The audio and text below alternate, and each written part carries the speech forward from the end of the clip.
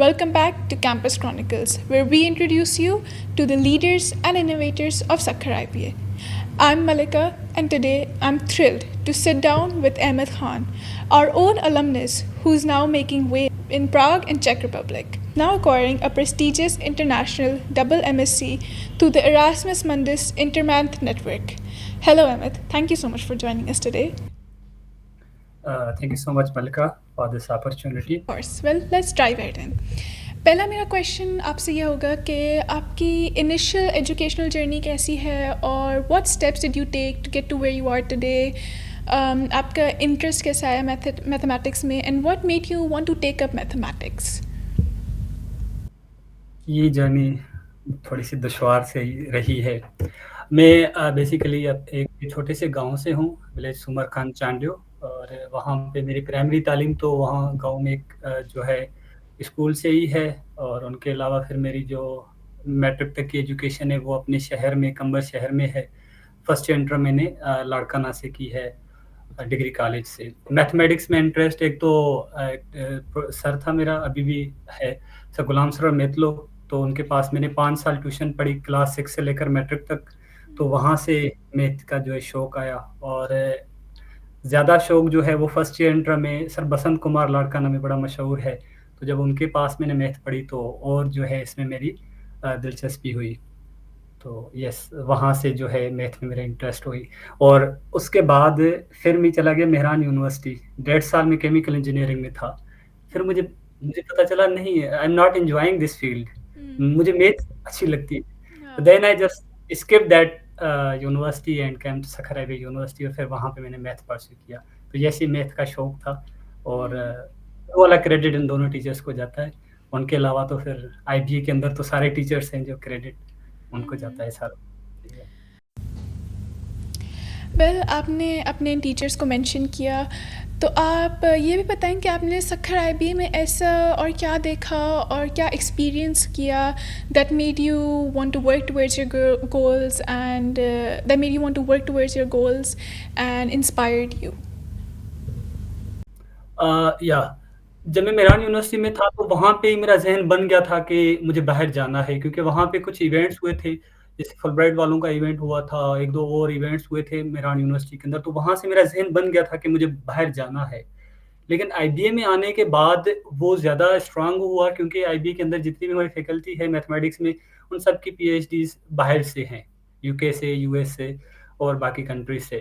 तो वो पढ़ाने के दौरान ना अपनी जर्नी शेयर करते रहते थे. तो वहाँ से फिर ज़्यादा मोटिवेशन मिली, स्पेशली सर जावेद साहब.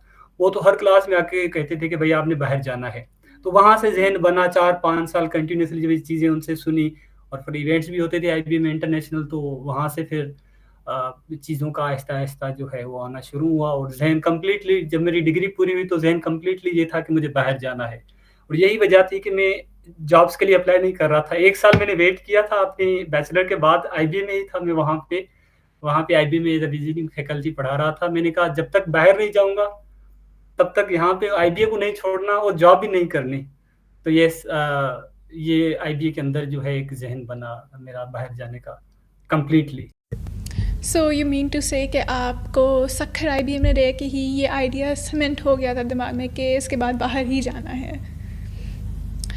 ओके, सो नेक्स्ट मेरा क्वेश्चन आपसे ये होगा, आपसे क्वेश्चन ये होगा कि आपको बहुत एक्सपोजर मिला है बाहर जाके. फॉर एग्जांपल आप इटली गए हैं, तो इसमें से आपको क्या इम्पैक्टफुल एक्सपीरियंसेस आपको क्या मिले हैं in all your abroad travels and everything that you seen. क्या इम्पैक्ट पड़ा है उस पर? कुछ ट्यूटरिंग रोल्स भी किए हैं. फॉर एग्जांपल आपने maths resource centre here at Sukkur IBA, इधर भी आपने ट्यूटरिंग की है. तो उस टाइम में आपने ऐसे कौन से चैलेंजेस फेस किए when you were assisting your students? आपने कौन से चैलेंजेस फेस किए और उनको डील जैसे आपको आईबीए में रह के ये आइडिया हुआ कि बाहर जाना है. आई एम श्योर कि और भी काफ़ी स्टूडेंट्स होंगे सखर आईबीए में जिनको इधर रह के ये होगा कि हमें बाहर जाना और हमें बाहर अपनी फर्दर स्टडीज़ कंटिन्यू करनी है. तो उन स्टूडेंट्स को आप क्या एडवाइस देंगे? फॉर एग्जांपल अगर कोई एरास्मस मंडस स्कॉलरशिप एक्वायर करना चाह रहा है तो उनको आप क्या बोलेंगे? उनका जर्नी के बेसिस पे क्या बोलेंगे कि मैथमेटिक्स स्टूडेंट्स के लिए बाहर क्या स्कोप है, क्या अपॉर्चुनिटीज़ है? यस। अ, जब बाहर आया तो मैं तो फर्स्ट टाइम था मेरा जब यहाँ पे मतलब कराची और बड़े शहरों से बाहर तो निकले ही नहीं थे और डायरेक्टली यूरोप के अंदर आ जाना, तो लाइक मेरे लिए चीज़ें सारी बिल्कुल एक्साइटमेंट थी मेरे लिए बहुत ज़्यादा। पहली बार मैं जहाज़ पे चढ़ा था like I I would share. उनके बाद जब मैं यहाँ पे आया तो जो मेरा प्रोग्राम था ना वो मल्टीकल्चरल उसमें स्टूडेंट्स तकरीबन पूरी दुनिया से स्टूडेंट थे। आई गेस 50 प्लस कंट्रीज़ के स्टूडेंट थे सिर्फ मेरी क्लास में। 140 130 की हमारी बैच थी, जिसमें 3 डिफरेंट प्रोग्राम के स्टूडेंट्स थे मैथमेटिक्स के। तो डिफरेंट कल्चर के स्टूडेंट्स तो कल्चर एक्सचेंज उनसे और हर किसी की डिफरेंट लैंग्वेजेस होती थी। जब बैठते थे कि यार हमारी लैंग्वेज में हम इसको ये बोलते हैं, आप अपनी लैंग्वेज में इसको क्या बोलते हो? तो लाइक वहाँ से फिर इटालियन लैंग्वेज, चेक लैंग्वेज और जो बाकी लैंग्वेजेस थी डिफरेंट लोकल, तो वहाँ से वो चीज़ें फिर जो है पता चला। और यहाँ का रहन-सहन और यहाँ पे आके पता चला कितनी पीसफुल लाइफ है, कितनी खूबसूरत ज़िंदगी है। यहाँ पे वक़्त का पता चला कि वक़्त जो है वो कैसे आहिस्ता चल रहा है, चीज़ों को हम फ़ील कर रहे थे। लाइक एक बहुत खूबसूरत सफ़र रहा अभी तक जो यहाँ पे 2 साल मेरे गुज़रे हैं। तो लाइक इतना खूबसूरत सफ़र के मुझे एक-एक पल याद है कि यार कितना आराम-आराम से वक़्त गुज़रा है, वक़्त ज़ाया नहीं हो रहा था क्योंकि बाहर जब हम पाकिस्तान में होते थे, चले जाते थे दोस्तों के साथ चाय पे बैठते थे, 2-2 3-3 घंटे पता ही नहीं चलता था। यहाँ बाकी भी कई रिश्तेदारों के पास, कभी इधर-उधर, यहाँ पे तो कोई नहीं, ना ना आपके आगे ना पीछे, अकेला तन्हाई। तो लाइक ये एक बड़ा एक मतलब मैं ये कहूँगा अगर समराइज़ करूँ तो यहाँ आपके ना खुद को एक जानने का एक मौका मिला बाहर आने के बाद। पाकिस्तान में भी स्टडीज़ की हैं और अब अब्रॉड जाके भी स्टडीज़ की हैं, तो while there are environmental cultural differences, आप क्या बोलेंगे कि एकेडमिक कल्चरल डिफरेंसेस क्या हैं? लाइक उनकी पढ़ाई में, हमारी पढ़ाई में, would you say that it's more difficult over there? आप कैसे डिस्क्राइब करेंगे? फॉर मी लाइक ट्यूटरिंग में इतनी चैलेंजेस नहीं थी क्योंकि मैं जब आईबी में था तो वहाँ पे आईबी में मैथमेटिक्स रिसोर्स सेंटर था। जब तक मैं वहाँ पे था तो वो वर्किंग में था। तो मैं 3-4 साल मैंने वहाँ पे काम किया तो वो डर तो खत्म हो गया था ट्यूटरिंग का, पीयर ट्यूटरिंग का ना। और आईबी में मैंने 7-8 महीने जब एज़ अ विजिटिंग फैकल्टी मैंने कुछ कोर्सेज़ पढ़ाए, तो काफ़ी चीज़ें इम्प्रूव हो गई थी। तो मुझे यहाँ पे सच कोई इतनी डिफ़िकल्टी नहीं हुई। और वही वजह थी जो मेरा एक्सपीरियंस था ट्यूटरिंग का कि यहाँ पे मुझे उन्होंने सिलेक्ट किया। और फिर यहाँ पे like it was very easy and courses तो वही मैथ वाले जो हमें आते थे पहले से वही चीज़ें डिस्कस करते थे। तो like it was not much challenging like because already I had experience in IBA. या आई वुड सजेस्ट कि आप अप्लाई करें। हम पता है क्या होता है, मैं ज़्यादातर कुछ कलीग्स हैं उनके साथ जब जो अभी अप्लाई कर रहे हैं और हफ्ते में होते हैं तो वो काफ़ी मर्तबा ऐसे करके लोग ना 5-10 एप्लीकेशन सबमिट करने के बाद कहते हैं यार आंसर जवाब ही नहीं आ रहा, सिलेक्शन ही नहीं हो रही, बहुत कॉम्पिटिशन है। ये कॉम्पिटिशन अब तो नहीं है, ये तो सालों से है कॉम्पिटिशन। आईबी में भी अप्लाई करते हो कॉम्पिटिशन तो वहाँ से भी होता है, कॉम्पिटिशन तो हर जगह पे होता है। बिल्कुल, बिल्कुल। हमें ना अप्लाई करते रहना चाहिए। आप ऐसे एस्टिमेट करो अगर आप 100 जगहों पे अप्लाई करोगे, तो 10-15 में सिर्फ़ आपके इंटरव्यू कॉल्स आएँगी, ठीक है? शॉर्ट लिस्ट होंगे और उन इंटरव्यूज़ में भी 2-3 जगहों पे जाके आप सिलेक्ट होंगे, उनमें उनके बाद आप डिसाइड करोगे अब किधर जाना है, ठीक है? तो आई वुड से कि मैक्सिमम अप्लाई करें और अपनी सीवी को और मोटिवेशन लेटर को, क्योंकि ये 2 चीज़ें होती हैं इनिशियली जो आपको शॉर्ट लिस्ट करती है ना, उनको बेहतर से बेहतर करें। शुरू में तो आपको पता ही नहीं चलेगा आप क्या कर रहे हैं। 5 8-10 एप्लीकेशन के बाद आपको जाके आइडिया होगा, अच्छा मोटिवेशन लेटर में ये करना चाहिए, सीवी में ये चीज़ चेंज करनी चाहिए, ठीक है?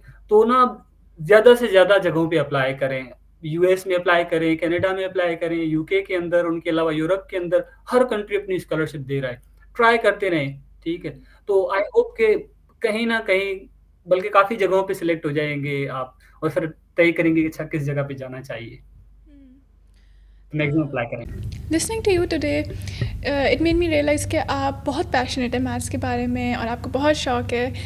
तो how did that come about? Because everyone thinks कि मैथ बहुत एब्स्ट्रैक्ट सब्जेक्ट है, बहुत ड्राई सब्जेक्ट है, तो आपका उसमें इतना इंटरेस्ट कैसे आया कि आपने इतना फर्दर उसको परसू किया है? अ, अगर मैं ये कहूँ कि मैथ वालों के लिए ज़्यादा है अपॉर्च्युनिटीज़ तो ये गलत नहीं होगा, लेकिन जनरली सबके लिए अपॉर्च्युनिटीज़ है, ऐसी बात नहीं है। लेकिन मैथ वालों के लिए मैं इसलिए कहूँगा क्योंकि जब हम अपनी क्लास में थे, 20-25 लोग थे, हम 10 से 15 लोग बाहर हैं। तो मैथ वालों के लिए तो स्पेसिफिक भई अपॉर्च्युनिटीज़ हैं, ज़रूर अप्लाई करें। जिस जगह पे अप्लाई करेंगे आपके हर डिपार्टमेंट से कोई ना कोई सक्सेस स्टोरीज़ आ रही होती हैं। तो जो बस सिंपल बात ये है कि कोशिश करें। कोशिश करेंगे तो आई आई होप कि माइंडसेट की बात है। जो ट्राई करेगा बाहर निकलने की, निकल आएगा। ठीक है? तो ज़रूर ट्राई। और कुछ स्टूडेंट्स हैं जो बाहर जाना चाहते हैं लेकिन थोड़ा हेजिटेंट होते हैं, कुछ की कोई फैमिली कंसर्न्स होती है और financial concern stuff like that, तो हुँ। उनको आप क्या बोलेंगे? बेसिकली मैं अगर अपना मिसाल दूँ तो मेरी फाइनेंशियल सिचुएशन भी ऐसी कोई ख़ास बेहतर नहीं थी। जब मैंने अप्लाई किया था तो मेरी ये पार्शियल फंडेड थी शुरू में ना, तो मुझे बैंक स्टेटमेंट शो करानी थी। 13 लाख मुझे शो करानी थी, तो मेरे पास पैसे नहीं थे और ये वक़्त ऐसा है आप किसी से माँग भी नहीं सकते। 50,000 1 लाख हो तो आप किसी न किसी को कह सकते हैं, अब इतने लाख तो आपको कोई नहीं देता। तो मैंने जब अब्बू से डिस्कस किया तो उन्होंने कहा कोई बात नहीं बेटा, उन्होंने हम शहर में हमने नया घर बनवाया था, उन्होंने घर सेल कर दिया। गाँव में शिफ्ट हो गए, दोबारा ज़ीरो से फैमिली शुरू हो गई। उन्होंने कहा कोई बात नहीं घर बन जाएगा, आप जाओ बाहर। तो घर वो हमने सेल किया था और उनके बाद मैंने स्टेटमेंट शो की, इधर आ गया, यहाँ पे मुझे 3-4 स्कॉलरशिप्स मिली, वापस मैंने पैसे भेजे। अब अल्हम्दुलिल्लाह घर भी है, पहले वो 2000 स्क्वायर फीट में था, 5000 स्क्वायर फीट में घर है, ठीक है? और अब फैमिली भी उधर रह रही है।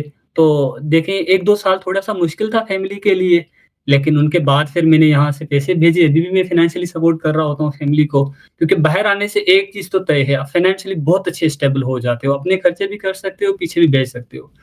तो देखें जैसे मैंने रिस्क ली और फैमिली का ट्रस्ट था मेरे ऊपर कि अच्छा ये अब इसके ऊपर कर रहे हैं तो आगे ये मुश्किल वक़्त है लेकिन बेहतर वक़्त होगा। तो अब सारी चीज़ें सेट हो गई हैं तो सिमिलरली आई वुड सजेस्ट कि देखिए हर किसी के हालात अब स्पेशली जो हम जिस बैकग्राउंड से हैं ज़्यादातर स्टूडेंट्स उनका कोई ख़ास अच्छा बैकग्राउंड नहीं है, हर किसी के फाइनेंशियल मसले हैं। बस ये है कि आपने उसको अब कैसे डील करना है। अब देखें अब कुछ तो करनी है, आपने चीज़ें कुर्बानी तो देनी है सैक्रिफाइस। ऐसे थोड़ी आपको वैसे ही इतनी अच्छी चीज़ें मिल जाएँ। अगर मैं सिंपल आपको एस्टीमेट बताऊँ एरास्मस मंडस का आपको पैसे मिलते हैं 1000 यूरो से ज़्यादा पर मंथ। 2 साल के मिलते हैं 24,000 यूरो सिर्फ स्टाइपेंड, बाकी फीस को कट कर दें। 24,000 यूरो उसको आप पीकेआर में कन्वर्ट करें कितने आपको मिलियन मिल रहे हैं।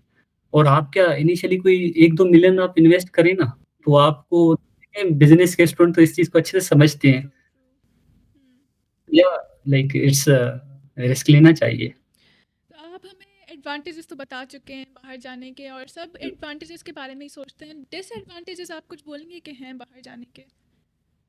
या मैं उनको छुपाऊँगा नहीं I would say gladly share पहली चीज़ तन्हाई। आपको क्योंकि हम फैमिली वाले लोग होते हैं जॉइंट एक दोस्तों में एक कॉन्सिक्वेंस। मोहल्ले में रहते हैं। हाँ ना, जब थोड़ी परेशानी होती है, मसला होता है यार किसी को कॉल करते हैं दोस्त को यार आ जाओ बैठना है, मसला है, ये है, वो है।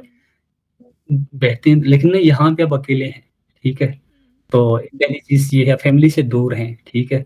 अ, तो ये आई वुड से मेन चीज़ तो ये है तन्हाई और फैमिली से दूर और अपने पूरे एक एनवायरनमेंट से चेंज होके आप नए एनवायरनमेंट में आते हैं। यहाँ का कल्चर जो है ना यूरोप के अंदर, यहाँ से आपको नहीं पता मतलब लोगों को आप मतलब जब तक आप खुद इंटरैक्ट किसी से नहीं करोगे, आपसे कोई इंटरैक्ट नहीं करेगा, हर कोई अपने काम से काम रखता है यहाँ पे। तो येस, जो कि आप कितना भी ट्राई करें इनमें एडजस्ट होने का, लेकिन ये गैप रहेगा, ठीक है? तो ये मसला है अपनी जगह पे।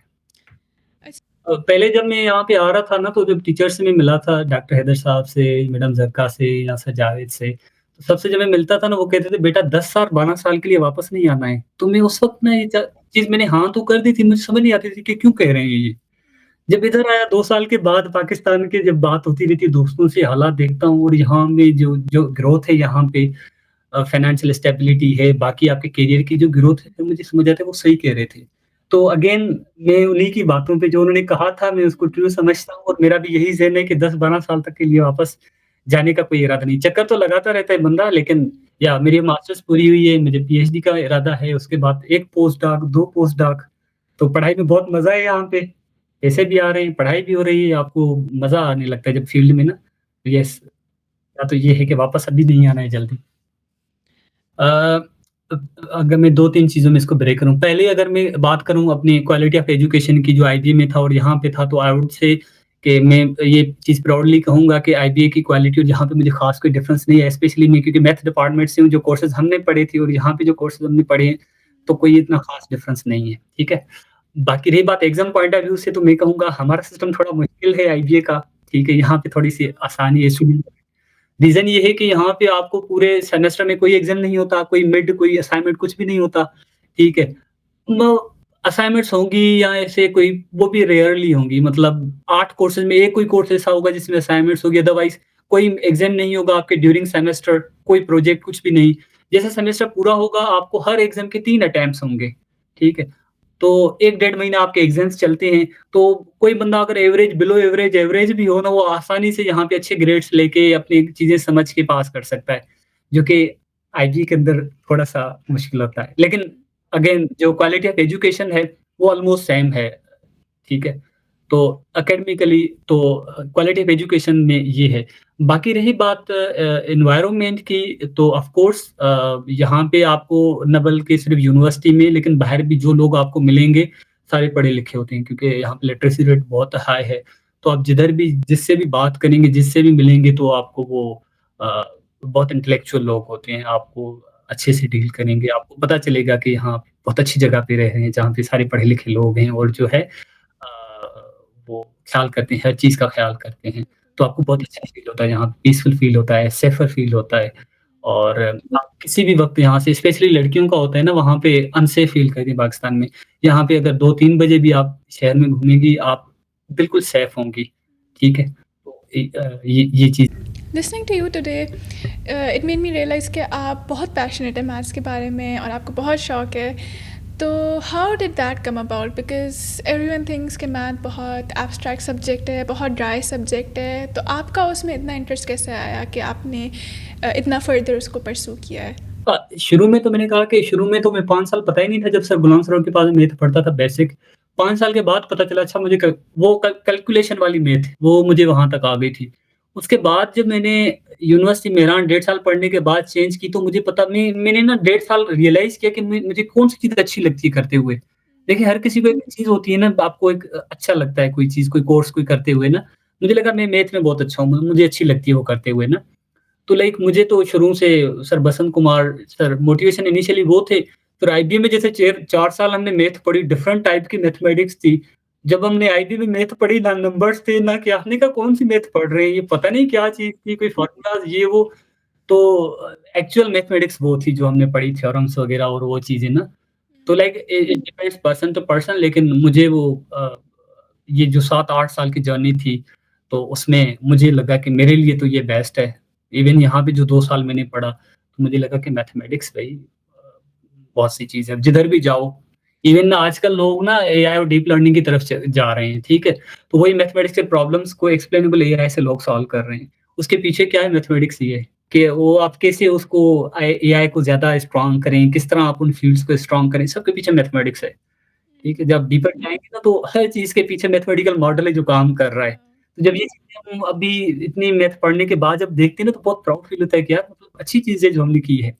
और फिर शौक होता है कि अच्छा और भी आगे करना है, और फिर फील होता है कि नहीं, हमें तो कुछ भी नहीं आता, ये तो पता नहीं दुनिया ही कुछ और है। तो ये चीज़ें हैं फिर। आपने मेंशन किया कि मैथमेटिक्स दुनिया की हर चीज़ के पीछे है। So let's talk about that.